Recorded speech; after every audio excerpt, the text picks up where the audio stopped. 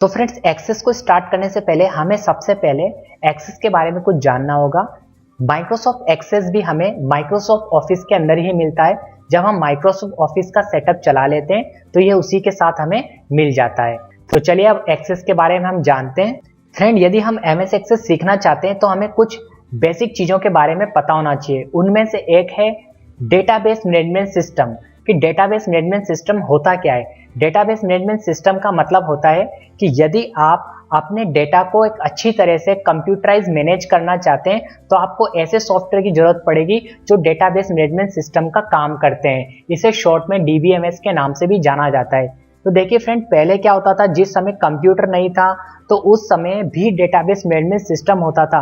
आपने मुंशियों का नाम सुना होगा। जो मुंशी होते थे वो क्या करते थे, खाता बही के रूप में उनके पास रजिस्टर होता था और वो सभी कस्टमर्स का डाटा या जिन जिन को उन्होंने पैसा दिया है वो सब खाते के रूप में बनाते थे और रजिस्टर में मेंटेन करके रखते थे। लेकिन आज कंप्यूटराइज, ये सब कुछ कंप्यूटराइज हो चुका है। कंप्यूटर के आने के बाद कुछ ऐसे सॉफ्टवेयर आ गए हैं जो डेटाबेस मैनेजमेंट सिस्टम की फैसिलिटी देते हैं और उनमें से एक है MS Access. Database management system का मतलब ही यही होता है कि डेटा को एक कंप्यूटराइज फॉर्मेट में अच्छे से अरेंज करके रखना, और उसमें हमारी मदद करता है एमएस एक्सेस। लेकिन और भी ऐसे कई पावरफुल सॉफ्टवेयर हैं जो डेटाबेस मैनेजमेंट सिस्टम की फैसिलिटी देते हैं। उनमें से है एसक्यूएल और ओरेकल। लेकिन एमएस एक्सेस भी एक बहुत आसान और अच्छा डेटाबेस मैनेजमेंट सिस्टम की फैसिलिटी प्रोवाइड करने वाला सॉफ्टवेयर है। फ्रेंड देखिए, हमें डेटाबेस है डेटाबेस। तो डेटाबेस क्या होता है? डेटाबेस मतलब वह एरिया जहां पर आप डेटा को स्टोर करके रखेंगे। तो सबसे पहले हमें डेटाबेस क्रिएट करना होगा, इसलिए हम डेटाबेस के बारे में जान रहे हैं कि डेटाबेस होता क्या है। डेटाबेस मतलब वह एरिया जहां पर आप क्या करेंगे, डेटा को स्टोर करके रखेंगे। तो वो एक फाइल के रूप में हो सकता है या एक स्टोरेज हो सकता है, हमारी हार्ड डिस्क का एक स्टोरेज हो सकता है जिसमें हमें डेटा को स्टोर करना है। फ्रेंड, डेटाबेस के बाद हमें डेटाबेस में क्या बनाना होता है? टेबल। और टेबल क्या होता है? जिसके अंदर हम डेटा को आसानी से फाइंड कर पाए। जब हम टेबल के अंदर डेटा को स्टोर करते हैं तो हम डेटा को आसानी से फाइंड कर सकते हैं। मतलब जब आप अपने डेटा को टेबल फॉर्मेट में रो एंड कॉलम के अंदर स्टोर करते हैं तो आपका डाटा इजीली फाइंड किया जा सकता है। तो ये क्या होता है? हमारे टेबल। इसमें आप अपने डाटा को स्टोर करने के बाद इजीली फाइंड कर सकते हैं। तो ये होता है टेबल। तो फ्रेंड, इस वीडियो में हम ये सब बातें प्रैक्टिकल के जरिए समझने वाले हैं, तो आप इस वीडियो के साथ बने रहिएगा। मैं सिर्फ थ्योरी नहीं, आपको प्रैक्टिकली भी इस चीज को समझाने वाला हूं। सबसे पहले हम कवर करेंगे इस वीडियो के अंदर how to create database in Access, कि डेटाबेस को एक्सेस में कैसे बनाया जाता है। फिर हम देखेंगे कि टेबल को एक्सेस में कैसे बनाया जाता है। फिर हम फॉर्म को बनाना सीखने वाले हैं। फिर हम रिपोर्ट के बारे में सीखेंगे और लास्ट में हम क्वेरीज को चलाकर देखेंगे। तो चलिए फ्रेंड, अब हम इन सब बातों को प्रैक्टिकल के, तो यहाँ पर देखिए हमारा एक्सेस स्टार्ट हो चुका है। अब हमें सबसे पहला काम क्या करना होता है? एक्सेस के अंदर हमें डेटाबेस बनाना होता है। आपको जिस तरह का भी एक्सेस से काम लेना है उससे रिलेटेड क्या बनाए? डेटाबेस बनाए। मान लीजिए मैं एक स्कूल का डायरेक्टर हूं और मुझे अपने स्कूल के लिए डेटाबेस को मैनेजमेंट करना है, तो मुझे क्या करना होगा? एक डेटाबेस सबसे पहले बनाना होगा। तो हमेशा अपने वर्क से रिलेटेड डेटाबेस का नाम हमें देना होता है। तो यहाँ पर जहाँ लिखा हुआ है ब्लैंक डेटाबेस, तो यहाँ पर आप इस पर क्लिक कर दीजिए। ब्लैंक डेस्कटॉप डेटाबेस पर क्लिक कर दीजिए। जैसे आप यहाँ पर क्लिक करेंगे तो सबसे पहले आपको यहाँ पर एक डेटाबेस का नाम देना होगा। तो डेटाबेस का नाम आप वही रखिए जो आपके फील्ड से रिलेटेड है, आपके वर्क से रिलेटेड है। तो मैं यहाँ पर आपको एग्जाम्पल दे रहा हूँ, तो एग्जाम्पल के रूप में मैं यहाँ पर डेटाबेस का नाम एक स्कूल रख रहा हूँ, क्योंकि मैं एक स्कूल का एग्जाम्पल लेके चलने वाला हूँ इस पूरे वीडियो के अंदर। तो यहाँ पर हम इसको नाम देते हैं स्कूल। और अब मैं यहाँ पर जो क्रिएट बटन है इस पर क्लिक कर दूंगा। जैसे मैं क्रिएट पर क्लिक करूंगा तो डेटाबेस मेरा स्कूल नाम से क्रिएट हो चुका है और ये माय डॉक्यूमेंट के अंदर जाकर बाय डिफॉल्ट सेव हो चुका है। आपको ये फाइल कहाँ मिलेगी? माय डॉक्यूमेंट के अंदर, क्योंकि मैंने बाय डिफॉल्ट कोई लोकेशन सेलेक्ट नहीं करी है। यदि आप लोकेशन सेलेक्ट करके देंगे तो ये आपको उसी लोकेशन पे फाइल मिलेगी आपकी जहां पर आपने इसको सेव किया है। फ्रेंड्स, डाटाबेस बनाने के बाद अब आपको सबसे एक इम्पोर्टेंट काम करना होगा, वो है आपको अपने डेटाबेस में एक टेबल क्रिएट करनी होगी। और टेबल इसलिए क्रिएट करनी होगी क्योंकि अब आपको अपना सारा डाटा टेबल फॉर्मेट के अंदर ही स्टोर करना है। और जैसे ही आप डेटाबेस बना लेते हैं तो आपको ऑटोमेटिक एक डिफॉल्ट टेबल बनकर यहाँ पर मिल जाती है। लेकिन आपको ये वाली टेबल यूज नहीं करना, हम इस टेबल को हम खुद से तैयार करेंगे। और वो कैसे करेंगे, इसके लिए आपको यहाँ पर जहाँ टेबल 1 दिखाई दे रहा है यहाँ पर क्लिक करना है, और क्लिक कौन सा करना है, अपने माउस से सेकंड बटन दबाना है, यानी राइट क्लिक करना है, और यहाँ पर आपको डिजाइन व्यू पर क्लिक कर देना है। और जैसे आप डिजाइन व्यू पर क्लिक करेंगे तो आपको ये टेबल को नाम देने के लिए बोलेगा। तो देखिए, हम एग्जाम्पल के लिए स्कूल नाम का डेटाबेस बनाए थे, और अब स्कूल नाम के डेटाबेस के अंदर हम जो टेबल का नाम देंगे वो देंगे स्टूडेंट टेबल, स्टूडेंट्स टेबल। तो हमने यहाँ पर अपने टेबल को नाम दे दिया है और ओके पर क्लिक कर दिया है। जैसे आप ओके पर क्लिक करेंगे तो आपके सामने ये विंडो आ जाएगी। इस विंडो के जरिए ही हमें टेबल को तैयार करना है। तो यहाँ पर आपको बहुत ध्यान देना है, क्योंकि एक बार आप एक अच्छी टेबल बना लेते हैं तो उस टेबल का ही आगे चल के आप यूज कर पाएंगे। तो फ्रेंड, मैं सबसे पहले एक बार टेबल के अंदर जो जो फील्ड में लेने वाला हूँ उनको यहाँ पर लिख लेता हूँ, फिर मैं आपको एक बार एक्सप्लेन करके जरूर दिखाऊंगा। देखिए फ्रेंड, मुझे अपनी टेबल में जो जो फील्ड बनानी है मैंने उन सभी फील्ड को यहाँ पर लिख लिया है। अब मैं आपको यहाँ पर एक बहुत इंपॉर्टेंट चीज होती है, वो होता है फील्ड का डेटा टाइप, उसे समझाने वाला हूँ। तो आप ध्यान दीजिएगा किस फील्ड के लिए कौन सा डेटा टाइप सबसे बेटर रहेगा। यदि आप बेटर डेटा टाइप सेलेक्ट करते हैं तो आपकी टेबल बहुत अच्छी बनेगी। देखिए फ्रेंड, आपको यहाँ पर दिखाई दे रहा है स्टूडेंट आईडी।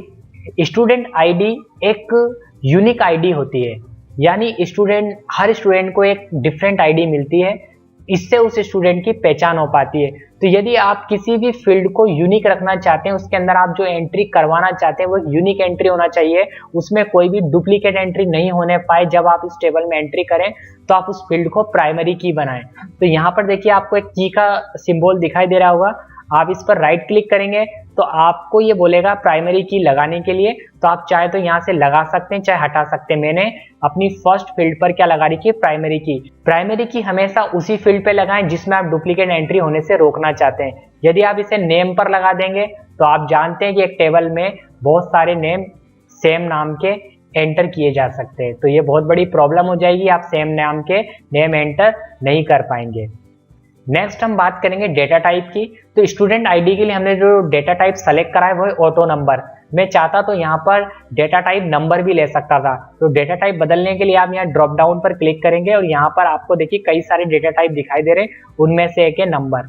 आप नंबर टाइप का डेटा टाइप तब सेलेक्ट करें जब आपको लगता है कि किसी फील्ड के अंदर आप जो डेटा एंटर करने वाले हैं वो नंबर टाइप का है। तो आप सोच रहे होंगे तो स्टूडेंट आईडी तो नंबर ही होती है, मैंने नंबर क्यों नहीं लिया। वो मैंने इसलिए नहीं लिया कि यदि मैं इसको नंबर टाइप का डेटा टाइप दे दूं तो यह मुझे मैन्युअली एंटर करना पड़ेगा, और मैं चाहता हूं कि स्टूडेंट आईडी ऑटोमेटिक 1 से लेकर आगे की ओर बढ़ती रहे, ऑटोमेटिक। तो यदि आप किसी भी फील्ड के अंदर जो एंट्री है वो ऑटोमेटिक चाहते हैं कि वो अपने आप होती रहे, तो आप यहां से डेटा टाइप सेलेक्ट कर लें ऑटो नंबर। ऑटो नंबर जब आप सेलेक्ट कर लेंगे तो फील्ड में अपने आप एंट्री होती जाएगी। तो ऑटो नंबर का कुछ इस तरह से यूज किया जा सकता है डेटा टाइप का। तो फ्रेंड, स्टूडेंट नेम हमारा नेक्स्ट फील्ड है, और इस फील्ड का जो डेटा टाइप है मैंने क्या लिया, शॉर्ट टेक्स्ट। फ्रेंड, मैं यहाँ पर आपको एक एडवाइस देना चाहूंगा, यदि आप एक्सेस में टेबल बनाना स्टार्ट करना चाहते हैं तो उससे पहले आप क्या करें, एक अच्छी टेबल जो भी आप अपने बिजनेस के लिए, अपने वर्क के लिए यूज करना चाहते हैं उसे कॉपी में बना लें। कॉपी में बनाने के बाद आप उनकी फील्ड्स को डिसाइड कर लें, और डिसाइड करने के बाद फिर आप एक्सेस में बनाना स्टार्ट करें। तो मैं तो एग्जांपल आपको दे रहा हूं, इसलिए मैंने यहाँ पर एक बेसिक सी टेबल बनाई है। तो नेक्स्ट अब हम चलते हैं स्टूडेंट नेम। यहाँ पर स्टूडेंट नेम के लिए जो मैंने डेटा टाइप सेलेक्ट करा है वो है शॉर्ट टेक्स्ट, क्योंकि नेम के अंदर जो नेम जाएगा वो एक टेक्स्ट फॉर्मेट में होगा, इसलिए आप क्या लेंगे यहाँ पर, शॉर्ट टेक्स्ट। यदि आप भी कोई ऐसी फील्ड बना रहे हैं जिसके अंदर आप टेक्स्ट स्टोर करवाने वाले हैं तो यहाँ पर हमेशा डेटा टाइप क्या आएगा, टेक्स्ट, यानी शॉर्ट टेक्स्ट आएगा। नेक्स्ट फील्ड है हमारी फादर नेम, और फादर नेम के अंदर जो नेम हम एंटर करेंगे वो भी टेक्स्ट होगा, इसलिए मैंने डेटा टाइप क्या सेलेक्ट करा है, शॉर्ट टेक्स्ट। नेक्स्ट अब मुझे लेना है यहाँ पर क्लास, तो मैंने क्लास नाम की फील्ड बनाई, और क्लास के लिए भी मैं यहाँ पर शॉर्ट टेक्स्ट रहने दूंगा, क्योंकि मैं यहाँ पर क्लास को रोमन में एंटर करूंगा। आप चाहें तो यहाँ से नंबर भी रख सकते हैं। नेक्स्ट है हमारी फील्ड वो है सिटी। अब मैं सिटी के लिए जो डेटा टाइप है वो शॉर्ट टेक्स्ट नहीं रखूंगा, क्योंकि यदि मैं शॉर्ट टेक्स्ट डेटा टाइप रखता हूं तो सिटी मुझे मैन्युअली खुद एंटर करना होगी। लेकिन यदि मैं चाहता हूं कि मैं केवल अपना टाइम बचाना चाहता हूं कि मैं एक बटन दबाऊं और सिटी अपने आप आ जाए, तो उसके लिए मैं सिटी की लिस्ट बनाकर इसके अंदर एंटर कर सकता हूं। तो कैसे, उसके लिए मुझे डेटा टाइप सेलेक्ट करना होगा लुकअप विजार्ड। जैसे ही मैं लुकअप विजार्ड पे क्लिक करूंगा एक विंडो मेरे सामने ओपन होगी और इस विंडो में मुझे सेकंड वाला ऑप्शन सेलेक्ट करना है और नेक्स्ट पर क्लिक कर देना है। अब मैं जिन सिटीज की एंट्री केवल सिंगल बटन दबाने पर करना चाहता हूं उनकी लिस्ट में पहले ही यहाँ पर बना लूंगा। तो मैं एग्जांपल के लिए ले रहा हूँ कुछ सिटी। मैंने यहाँ पर 3 सिटी यहाँ पर एंटर करके रख ली है। अब मैं नेक्स्ट पर क्लिक करूंगा और यहाँ से मैं फिनिश पर क्लिक कर दूंगा। तो यहाँ दिखाएगा तो शॉर्ट टेक्स्ट, लेकिन ये बन चुका है लुकअप विजार्ड से कुछ डिफरेंट टाइप का। जब मैं एंट्री करूंगा तो बताऊंगा। नेक्स्ट हमारी फील्ड है वो है date of birth. Date of birth के लिए मैं यहाँ पर डेटा टाइप सेलेक्ट करूंगा date and time. Date and time से मुझे कैलेंडर की फैसिलिटी मिलेगी। नेक्स्ट हमारा जो फील्ड है वो है ईमेल, और ईमेल के लिए भी मैं चाहूँ तो शॉर्ट टेक्स्ट रख सकता हूँ, लेकिन मैं यहाँ पर ईमेल के लिए हाइपरलिंक टाइप का क्रिएट करना चाहता हूँ। तो उसके लिए मैं यहाँ पर इसे हाइपरलिंक डेटा टाइप दूंगा। इसका बेनिफिट मैं आपको बताऊंगा, इसका क्या बेनिफिट होगा आगे चल के। Next photo. फोटो नाम की जो मेरी फील्ड है इसके लिए मैं यहाँ पर डेटा टाइप सेलेक्ट करूंगा अटैचमेंट। इससे भी मुझे क्या फैसिलिटी मिलेगी मैं आगे चल के आपको बताने वाला हूं। अब हमें क्या करना है, जब आपको लगता है कि आपकी टेबल की जो फील्ड्स हैं वो आपने यहाँ पर कंप्लीटली एंटर कर दी हैं, अब आप टेबल को सेव कर दीजिए। उसके लिए आप यहाँ पर जहाँ लिखा हुआ है आपका टेबल का नाम, उस पर राइट क्लिक करिए और यहाँ पर सेव का ऑप्शन आ रहा है, एक बार इस पर क्लिक कर दीजिए और यहाँ पर आप क्लोज कर दीजिए। आपकी टेबल बन चुकी है। अब टेबल में एंट्री करने के लिए यहाँ साइड में देखिए आपको आपकी टेबल का नाम दिखाई दे रहा होगा, इस पर डबल क्लिक कर दीजिए और यहाँ पर देखिए हमारी टेबल बनकर आ चुकी है। जो हमने टेबल सेलेक्ट करी थी वो आपको यहाँ पर दिखाई दे रही होगी। अब स्टूडेंट आईडी को याद करिए, मैंने क्या दिया था डेटा टाइप ऑटो नंबर। तो बस मुझे इसमें आईडी नहीं डालनी है, बस मैं टैब दबा दूंगा और जैसे ही मैं फर्स्ट एंट्री करूंगा अपने आप वहां पर स्टूडेंट की आईडी आ जाएगी। तो यहाँ पर देखिए मैं फर्स्ट नेम एंटर कर देता हूँ कोई भी। मैंने यहाँ पर राज एंटर करा तो देखिए वहां पर स्टूडेंट आईडी 1 मिल गई है। फादर नेम एंटर कर देता हूँ। अब मैं क्लास एंटर कर देता हूँ। देखिए फ्रेंड, सिटी के लिए हमने लुकअप विजार्ड सेलेक्ट करा था और उसकी फैसिलिटी क्या है कि देखिए जैसे ही मैं जे दबाऊंगा जयपुर अपने आप आ जाएगा। बस मैं टैब दबाऊंगा और आगे बढ़ जाऊंगा, मुझे जयपुर पूरा टाइप नहीं करना पड़ा, इससे मेरा टाइम बचा। और डेट ऑफ बर्थ के अंदर देखिए मुझे क्या फैसिलिटी मिलेगी।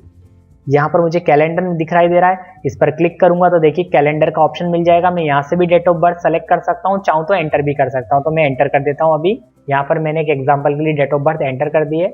अब ईमेल एड्रेस, तो यहाँ पर हम एक ईमेल एड्रेस एंटर कर देते हैं, raj@gmail.com।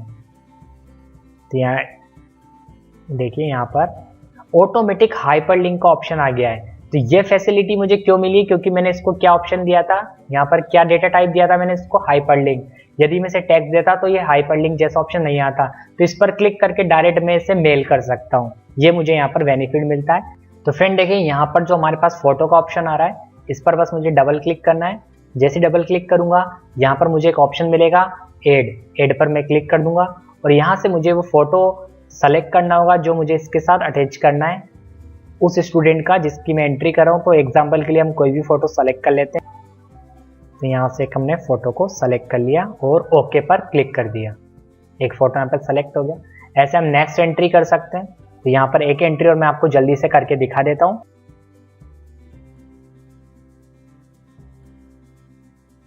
तो देखिए फ्रेंड, हमने इस तरह से सेकेंड एंट्री भी कर दी है।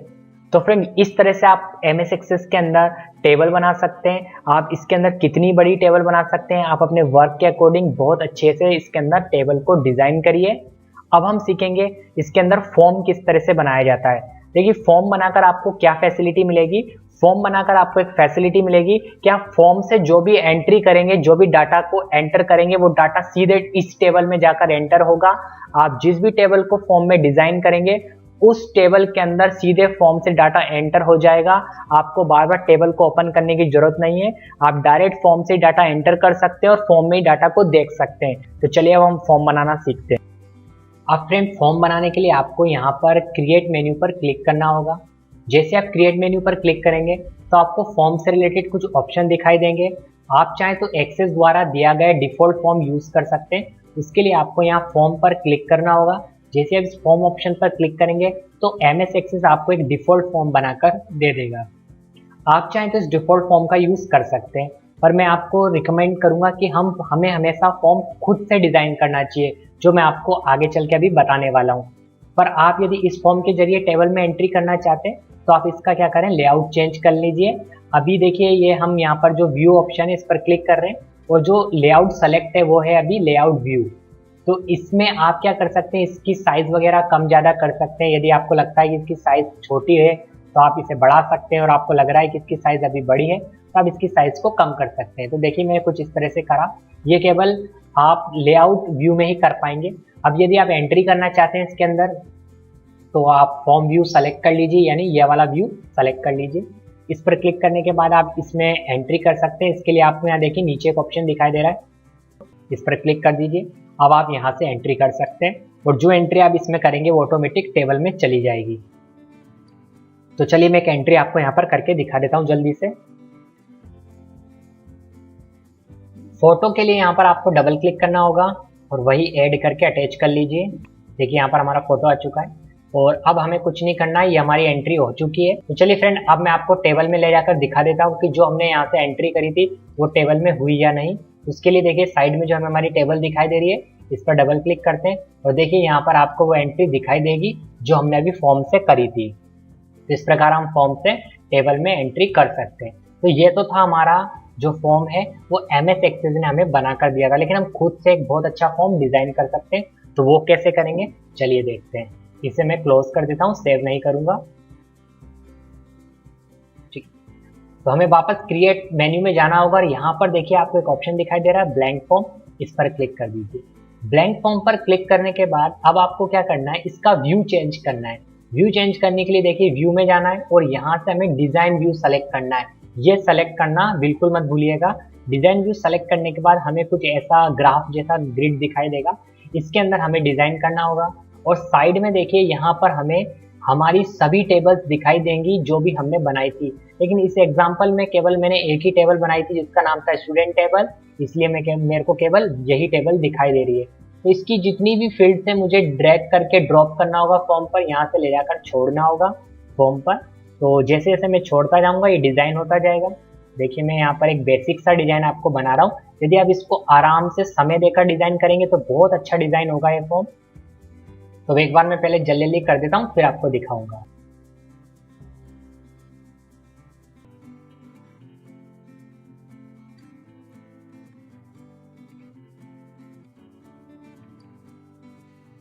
तो देखिए फ्रेंड, इस तरह से हमने फॉर्म को डिजाइन कर लिया है। आप अपनी सभी फील्ड्स को यहाँ से अरेंज कर सकते हैं। आपको लगता है कि अगर किसी भी जो बॉक्स है उसकी साइज आपको छोटी दिखाई दे रही है तो आप यहाँ से इसकी साइज को बढ़ा सकते हैं। आप इसको अच्छे से सेट करिए, अरेंज करिए, उसके बाद आपका फॉर्म बहुत अच्छा लगेगा। तो यहाँ पर मैंने कुछ इस तरह से इसको डिजाइन कर लिया है। इसको मैं अगर टाइम दूं तो मैं इसको बहुत अच्छा बना सकता हूँ, लेकिन वीडियो बड़ा हो जाएगा इसलिए मैं इसको थोड़ा सा यहीं पर फास्ट कर देता हूँ और इसको ऐसे ही रहने देता हूँ। अब चाहूँ तो मैं इसको फॉर्मेट भी कर सकता हूँ। यदि मैं इसको बोल्ड करना चाहूँ मैं इसको बोल्ड कर सकता हूँ। देखिए फॉर्मेट मेन्यू एक्टिवेट हो गया है, बोल्ड कर सकते हैं हम इसको। हम इसका कलर चेंज कर सकते हैं। मैं सबको एक साथ कंट्रोल दबाकर सेलेक्ट कर लेता हूँ और उसके बाद बोल्ड सबको एक साथ कर देता हूँ और थोड़ा चाहूँ तो साइज बढ़ा सकता हूँ। यहाँ से मैं इसका फ़ॉन्ट का कलर चेंज कर देता हूँ, एक बार वो सबको सेलेक्ट कर लेता हूँ और यहाँ से देखिए मैंने इसका कलर ब्लैक कर दिया। तो आप कुछ इस तरह से इसको डिज़ाइन कर सकते हैं। मैं इसको बस इतना ही रहने देता हूँ। तो ये हमारा फॉर्म यहाँ पर डिज़ाइन हो चुका है। अब देखिए यहाँ पर आप फॉर्म के अंदर बटन भी लगा सकते हैं। बटन से काम कराएंगे तो बहुत अच्छा लगेगा ये हमारा फॉर्म। तो उसके लिए देखिए मुझे क्या करना है, तो देखिए फ्रेंड, बटन बनाने के लिए हमें डिजाइन मेन्यू में जाना होगा। जैसे हम डिजाइन मेन्यू पर क्लिक करते हैं तो यहाँ पर हमें कई तरह के ऑप्शन दिखाई देंगे। बटन के लिए देखिए यहाँ पर ये ऑप्शन है, इस पर क्लिक करते हैं और यहाँ पर हम बटन को ड्रॉ कर लेते हैं। जैसे हम बटन को ड्रॉ करेंगे तो ये हमें यहाँ पर एक विंडो ओपन करके देगा और इस विंडो में से हम इस बटन पर क्लिक करने पर क्या करवाना चाहते हैं उस ऑप्शन को सेलेक्ट करेंगे। तो यहाँ पर कई तरह के ऑप्शन है, लेकिन देखिए अभी हम क्या बनाते हैं, नेक्स्ट वाला बटन बनाते हैं कि हमें नेक्स्ट रिकॉर्ड पे जाना हो, गो टू नेक्स्ट रिकॉर्ड, तो हम इसे नेक्स्ट वाला बटन बना देते हैं। तो इसे सेलेक्ट करता हूँ और नेक्स्ट पर क्लिक कर देता हूँ। अब ये बोल रहा है कि क्या आप इसको नाम देना चाहते हैं या इस पर जो ये पिक्चर आ रही है इसे ही रखना चाहते हैं। तो देखिए ये पिक्चर देखकर सभी समझ जाते हैं कि नेक्स्ट के लिए, तो मैं इस पर पिक्चर ही रहने देता हूँ। अगर मैं इसको कोई नाम देना चाहता हूँ तो यहाँ पर टेक्स्ट सेलेक्ट कर लूंगा। अब मैं यहाँ पर नेक्स्ट पर क्लिक कर देता हूँ। इसे कोई नाम देना चाहते हैं तो आप इसका नाम रख लीजिए, नहीं तो फिनिश कर दीजिए। तो देखिए यहाँ पर ये हमारा बटन आ चुका है। ऐसे मैं एक नेक्स्ट बटन बनाऊंगा, इसके अंदर मैं इसको गो टू प्रीवियस दे देता हूँ और नेक्स्ट और फिनिश। तो ये तो हमारा रिकॉर्ड को नेक्स्ट रिकॉर्ड पे जाने के लिए बटन हो गया, और ये हमारा प्रीवियस रिकॉर्ड पर जाने के लिए हमने बटन बना दिया। अब मैं यहाँ पर इंपॉर्टेंट बटन होते हैं वो और बना के दिखाता हूँ आपको कुछ। यहाँ पर मैं एड न्यू रिकॉर्ड वाला बटन बना रहा हूँ कि यदि मुझे एक नया रिकॉर्ड एंटर करना है तो इस पर क्लिक करते ही हमारा फॉर्म ब्लैंक हो जाएगा। नेक्स्ट, और यहाँ पर मैं इसका नाम यही रहने देता हूँ, और इसको नाम दूंगा मैं, इसको आइकन नहीं दूंगा, इसको इमेज नहीं दूंगा, यहाँ पर नाम दूंगा एड रिकॉर्ड। तो यहाँ पर एड रिकॉर्ड इसको रहने देते हैं और नेक्स्ट पर क्लिक कर देते हैं और फिनिश कर देते हैं। तो देखिए इसका नाम यहाँ पर एड रिकॉर्ड आ गया है। ठीक है, एक बटन और बनाते हैं हम सेव का। तो यहाँ पर हम वापस इसमें जाते हैं और ये हमें मिल रहा है सेव रिकॉर्ड, इस पर क्लिक करते हैं, नेक्स्ट करते हैं और यहाँ पर इसका नाम सेव रिकॉर्ड ही रखते हैं और फिनिश कर लेते हैं। तो ये हमारा सेव रिकॉर्ड वाला बटन आ गया, हम इससे रिकॉर्ड को सेव करवा पाएंगे। तो फ्रेंड देखिए इस तरह से हम फॉर्म पर क्या बना सकते हैं, बटन बना सकते हैं। मैं अभी फिलहाल के लिए इतने ही बटन बना रहा हूँ, आप चाहो तो और भी बटन बना सकते हो, जैसे रिकॉर्ड को डिलीट करने के लिए आप लास्ट रिकॉर्ड पे डायरेक्ट जाना चाहते हैं, और कुछ बटन और मैं अभी आपको आगे चलकर इस पर बनाकर दिखाऊंगा। तो चलिए अब इसे हम रन करके देखते हैं। रन करने के लिए हमें यहाँ पर व्यू में जाना है और व्यू में जाने के बाद यहाँ पर हमें फॉर्म व्यू पर क्लिक कर देना है। इससे हमारा फॉर्म यहाँ पर रन हो जाएगा और अब हम एंट्री कर सकते हैं। अब मुझे क्या करना है, एक नया रिकॉर्ड एंटर करना है। तो मैं यहाँ पर एड रिकॉर्ड पर क्लिक करूंगा तो देखिए ब्लैंक हो गया ऑटोमेटिक। बटन पर क्लिक करने से देखिए कितना अच्छा चल रहा है, क्योंकि यदि हम डिजाइन व्यू से बनाते हैं, हम खुद से बनाते हैं इसको, तो फॉर्म बहुत ही अच्छा काम करेगा और हम अपने हिसाब से इसको एडजस्ट कर सकते हैं।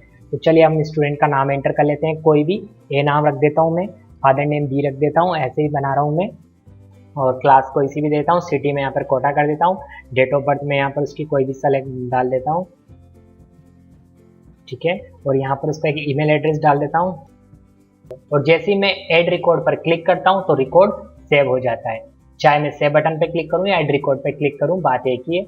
इसके बाद यदि मैं रिकॉर्ड में प्रीवियस जाके देखना चाहता हूँ तो मैं इससे पीछे जा सकता हूँ। देखिए सारे रिकॉर्ड हमारे प्रीवियस आ रहे हैं, ये मैं आगे बढ़ सकता हूँ इससे।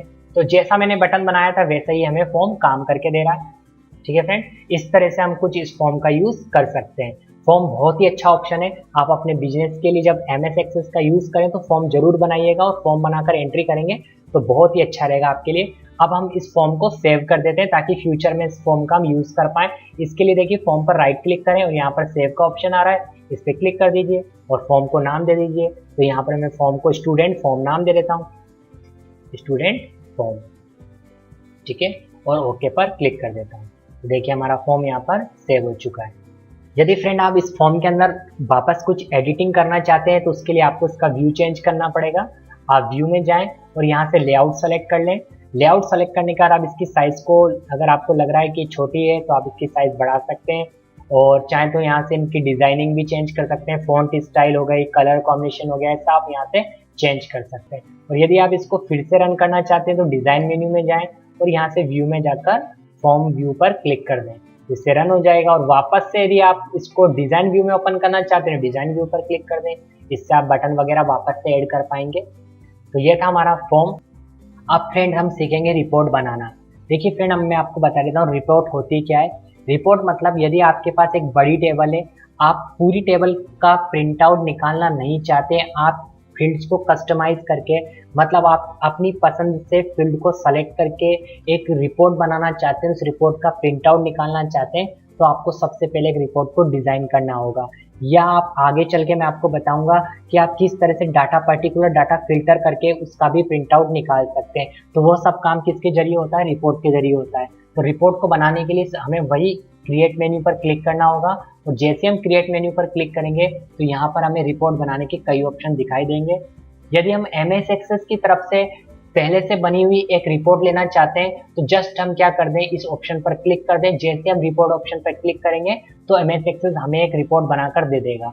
लेकिन MS एक्सेस जो रिपोर्ट हमें बनाकर देता है वो एक परफेक्ट रिपोर्ट नहीं होती है, मैं आपको इसको रिकमेंड नहीं करूंगा। आप रिपोर्ट हमेशा खुद से तैयार करें। तो खुद से रिपोर्ट कैसे तैयार करते हैं मैं आपको वो बताने वाला हूँ। तो ये रिपोर्ट जो हमें MS एक्सेस ने बनाकर दी है, इसने पूरी टेबल की रिपोर्ट बनाकर दे दी है जो पेज पर सेट भी नहीं हो रही, जिसका प्रिंट आउट हम निकालेंगे तो अच्छा नहीं निकलेगा। तो इसलिए हम खुद से रिपोर्ट बनाएंगे। तो चलिए देखते हैं किस तरह से बनाते हैं। इसे मैं क्लोज कर देता हूँ। वापस से हमें क्रिएट मेन्यू पर क्लिक करना है और यहाँ से देखिए आपको एक ऑप्शन दिखाई दे रहा है रिपोर्ट विजार्ड, इस पर क्लिक कर दीजिए। जैसे आप इस पर क्लिक करेंगे एक विंडो ओपन होगी। इस विंडो में आप उस टेबल को सेलेक्ट कर सकते हैं जिसकी आपको रिपोर्ट बनानी है। तो यहाँ से मेरी टेबल सेलेक्ट करनी होगी जो कि बाय डिफॉल्ट सेलेक्ट है। अब आपके पास इस टेबल में इतनी सारी फील्ड्स हैं।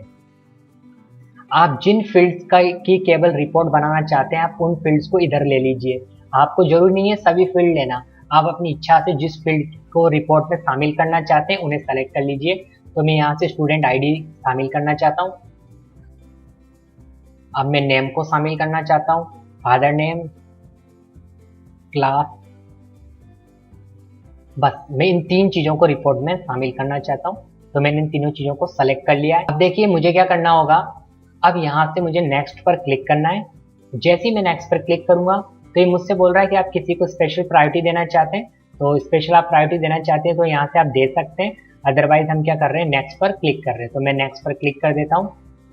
यहाँ पर आप किसी भी फील्ड को असेंडिंग ऑर्डर में जमा सकते हैं। तो मैं नेम वाली फील्ड को असेंडिंग ऑर्डर में जमा देता हूँ। ऐसे आप किन्हीं भी 4 फील्ड को यहाँ पर सेलेक्ट कर सकते हैं।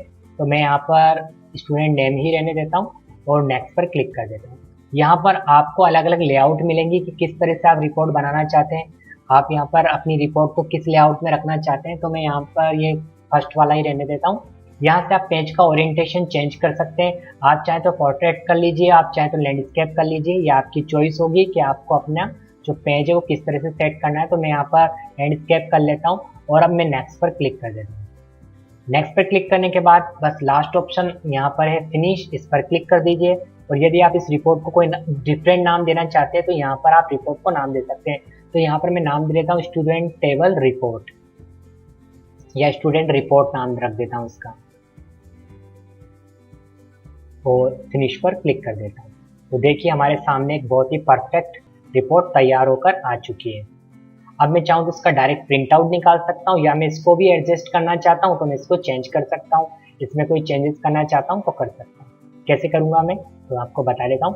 पहले मेरे को इसका क्या करना होगा, व्यू चेंज करना होगा। तो अभी तो ये क्या आ रहा है, प्रिंट प्रीव्यू मोड में ओपन है। तो प्रिंट प्रीव्यू को यहाँ से क्लोज कर देते हैं।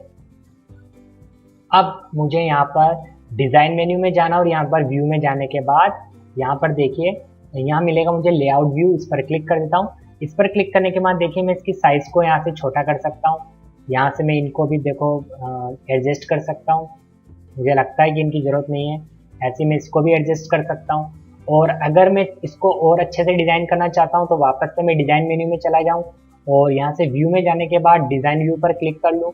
यहाँ से भी मैं इसको पूरा एडजस्ट कर सकता हूँ। वापस से मैं व्यू पर क्लिक करके पेज लेआउट व्यू पर आ जाता हूँ और यहाँ से मैं चाहूँ तो इन सबको डिज़ाइन कर सकता हूँ। उसके लिए फॉर्मेट में जाऊँगा और यहाँ से देखिए बोल्ड वगैरह कर सकते हैं हम चाहे तो।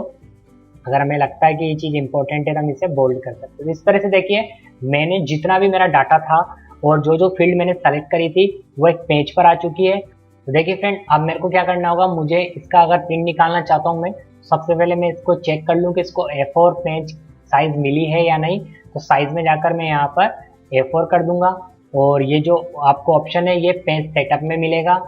अब मुझे क्या करना है, इसका प्रिंट देना है। तो उसके लिए सबसे पहले डिज़ाइन में जाऊँगा। डिज़ाइन में जाने के बाद व्यू में जाकर यहाँ पर देखिए आपको प्रिंट प्रीव्यू दिखाई दे रहा है। प्रिंट प्रीव्यू पर एक बार क्लिक करिए, यहाँ पर आपको प्रिंट से रिलेटेड सारे ऑप्शन दिखाई दे जाएंगे।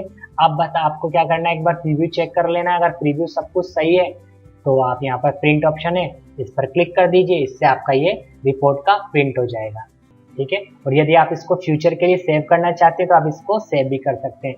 तो ये ऑलरेडी वैसे तो सेव हो चुका है क्योंकि हमने जब इसको डिज़ाइन करा था तो उसी समय सेव हो चुका था। एक बार हम इसे सेव कर देते हैं और इसे यहाँ पर मैं इसे क्लोज कर देता हूँ। इस तरह से फ्रेंड हम क्या कर सकते हैं, रिपोर्ट बना सकते हैं। रिपोर्ट बनाकर हम क्या कर सकते हैं, प्रिंट आउट ले सकते हैं। अब फ्रेंड हम क्वेरी ऑप्शन का यूज करते हुए टेबल में से एक पर्टिकुलर रिक्वायरमेंट पे डाटा को फिल्टर करना सीखेंगे। मतलब यदि आपके पास एक टेबल है तो उस टेबल में से क्या कर सकते हैं, क्वेरी कमांड चलाकर डेटा को फिल्टर कर सकते हैं। तो चलिए देखते हैं हम इस काम को किस तरह से कर सकते हैं। इसके लिए आपको सबसे पहले क्रिएट मेन्यू में जाना होगा। तो फ्रेंड जैसे ही हम क्रिएट मेन्यू में आते हैं तो हमें यहाँ पर क्वेरी बनाने के 2 ऑप्शन दिखाई देते हैं, क्वेरी विजार्ड द्वारा और क्वेरी डिज़ाइन व्यू द्वारा। तो हमेशा हमें क्वेरी डिज़ाइन व्यू के द्वारा ही बनानी चाहिए, क्योंकि इससे ही हम कस्टमाइज कर सकते हैं। तो चलिए हम इस पर क्लिक कर देते हैं। जैसे हम इस पर क्लिक करते हैं तो हमारे सामने एक विंडो ओपन होगी। इस विंडो में हमें वो टेबल नजर आएगी जिस टेबल पर हमें क्वेरी चलानी है। तो यहाँ पर स्टूडेंट टेबल दिखाई दे रही है, हम इसे ऐड करा देते हैं और इसे क्लोज कर देते हैं। अब मुझे जिन फील्ड पर क्वेरी अप्लाई करनी है उन फील्ड्स को ड्रैग करके सबसे पहले फील्ड को सेलेक्ट करें। देखिए मैंने सेलेक्ट कर लिया। अब इसे बटन दबाकर माउस का ड्रैग करके यहाँ पर जहाँ आपको फील्ड्स दिखाई दे रहा है यहाँ पर छोड़ दें। ऐसे मुझे जिन जिन फील्ड्स की रिक्वायरमेंट है, जिन पर मुझे क्वेरी चलानी है, उन्हें मैं यहाँ से सेलेक्ट करूँगा और यहाँ पर छोड़ दूंगा। तो यहाँ पर मैं स्टूडेंट नेम और उसके बाद क्लास ले लेता हूँ और एक सिटी ले लेता हूँ और एक ईमेल ले लेता हूँ। बस ये 3 चीज़ ले लेता हूँ।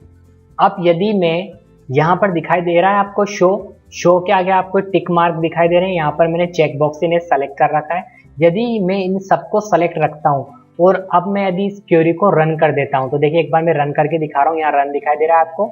तो जितना भी मेरे पास टेबल में डाटा था, क्वेरी चला और सभी डाटा मेरे सामने आ गया।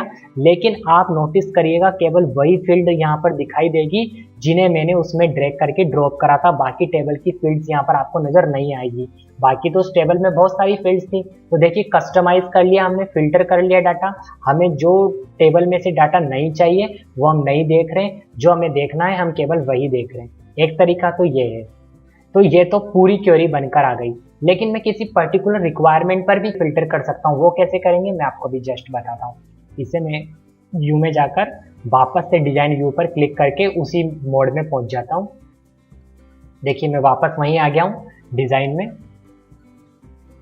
अब यदि मैं नोटिस करिएगा कि यदि मैं स्टूडेंट नेम के साथ केवल ईमेल एड्रेस देखना चाहता हूँ, इसके अलावा कुछ नहीं देखना चाहता, तो यहाँ से ये जो चेक बॉक्स है हटा दूंगा और अब मुझे क्या करना होगा, रन पर क्लिक करना होगा। जैसे रन पे क्लिक करूंगा तो आप देखिए स्टूडेंट नेम के साथ मुझे केवल क्या दिखाई दे रहा है, यहाँ से मैं इसको थोड़ा सा बड़ा कर देता हूँ। स्टूडेंट नेम के साथ केवल ईमेल एड्रेस दिखाई दे रहा है। तो इस तरह से आप क्या कर सकते हैं, अपनी चॉइस का डाटा देख सकते हैं। एक बड़ी टेबल में से आप क्वेरी के माध्यम से अपनी चॉइस का डाटा देख सकते हैं। वापस से हम डिजाइन में चले जाते हैं, व्यू पर क्लिक कर रहे हैं, डिजाइन व्यू में चले जाते हैं। अब मैं आपको क्या करके दिखाता हूँ, फिल्टर करके दिखाता हूँ डाटा किसी पर्टिकुलर कंडीशन पे। तो मैं आपको क्लास के आधार पर डाटा फिल्टर करके दिखा रहा हूँ। तो यहाँ जहाँ क्लास वाली फील्ड है इसके नीचे आपको क्राइटेरिया दिखाई दे रहा होगा, यहाँ पर मैं क्लिक करूंगा और यहाँ पर मैं लिखूंगा। देखिए यहाँ पर मैंने इस तरह से लिखा, आप नोटिस करिएगा, फिल्टर बाय क्लास, और इसे मैं ऐसे बंद कर देता हूँ।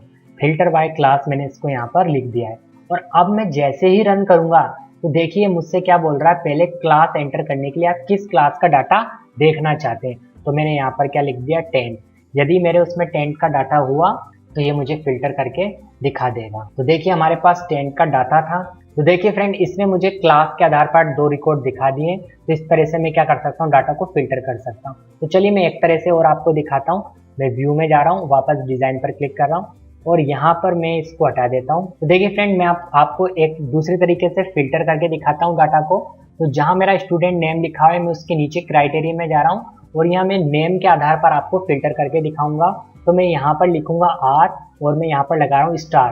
तो इसका मतलब ये हो गया कि जिन भी स्टूडेंट्स का नाम R से स्टार्ट होता है वो सभी की लिस्ट मुझे दिखाई देगी। इसके अलावा मुझे और कोई स्टूडेंट नहीं दिखाई देंगे। तो यहाँ पर मैं इसको ऐसे लिख देता हूँ और अब मैं इसको डिजाइन में जाता हूँ और रन कर देता हूँ। तो देखिए 3 स्टूडेंट ऐसे थे जिनका नाम R से स्टार्ट है, वो मेरे सामने आ चुके हैं। तो फ्रेंड, इस तरह से हम क्वेरी का यूज करते हुए डाटा को फिल्टर कर सकते हैं टेबल में से। यदि आपके पास टेबल में लार्ज डाटा है तो आप उस लार्ज डाटा, बड़े डाटा में से किसी पर्टिकुलर कंडीशन पे डाटा को फिल्टर कर सकते हैं। अब फ्रेंड्स, जो हमने डाटा को फिल्टर करने के लिए क्वेरी बनाई है, इस क्वेरी को मैं सेव कर लेता हूँ। सेव करने के लिए मैं यहाँ पर नाम दे रहा हूँ स्टूडेंट क्वेरी बाय क्लास।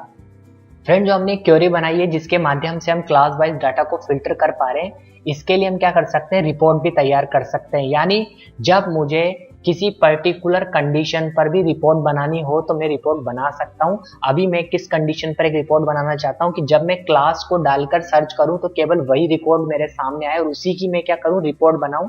तो उसके लिए भी हम रिपोर्ट तैयार कर सकते हैं, यानी हम क्वेरी के लिए भी रिपोर्ट तैयार कर सकते हैं। तो एक तो हम पूरे स्टूडेंट की डिटेल को प्रिंट करने के लिए रिपोर्ट ऑलरेडी बना चुके हैं।